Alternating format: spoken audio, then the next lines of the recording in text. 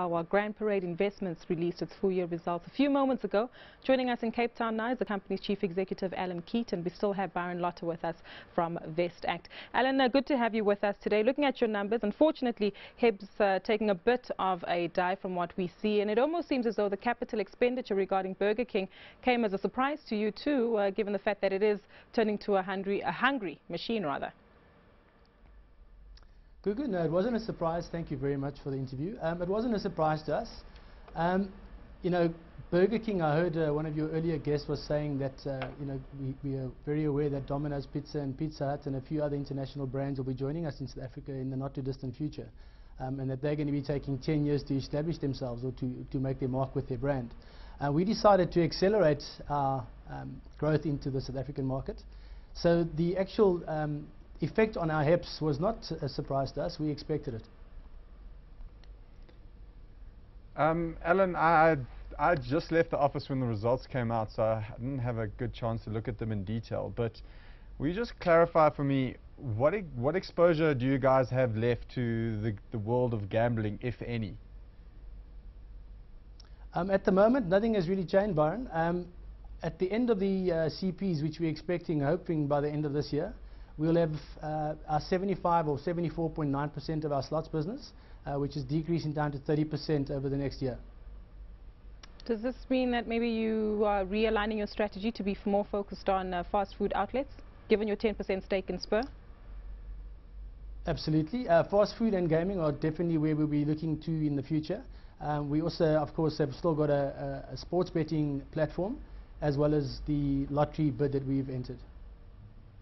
Let's touch on that lottery bid, because from what I can tell, there are 13 million rand of costs were related to the lottery bid. Have you got an update as to whether this has been awarded to you or not? No, we don't know yet. We're expecting the announcement by the 31st of August. There is a built-in extension for 15 days to the middle of September. And the amount that we spent was actually closer to 15 million, 14.8 million. And we don't expect to spend much more since then. If you lose this bid, will it be a very expensive exercise in the long run? It's certainly not an expensive exercise relative to everything else that's going on in GPI. The investment that we've made, and we intend capping it at just under 20 million rand. The investment that we've made there will stand us in good stead for other investments in the gaming industry, that we could utilize the IP that we've acquired through this investment in future.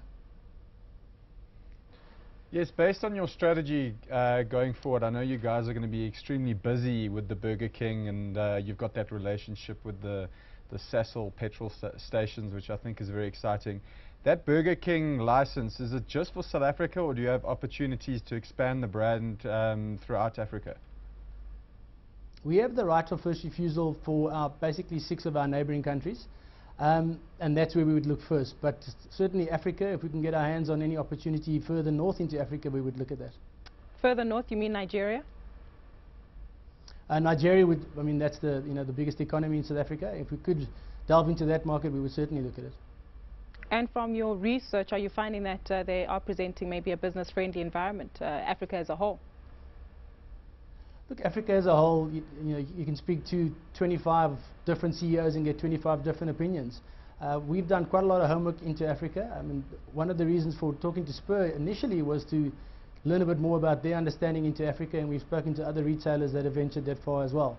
We wouldn't do it on our own. We would certainly look for partners, both regional as well as local partners in each country that we try and venture into. And with that stake in Spur, are you planning on leveraging off their sort of distribution capabilities? Are you going to be working hand in hand with them now? Byron, first of all, the Spur transaction is still subject to certain conditions precedent. We're hoping that'll be fulfilled towards the end of October. But the Spur transaction is ultimately, or initially, started off as a BE transaction, and that's where we shook hands and agreed that we would partner each other. I think it's self-evident that over time there will be certain synergies that we can explore with them. It makes sense that if you're driving into the north of Africa or north of our borders and they got one truck going that way, we could use that.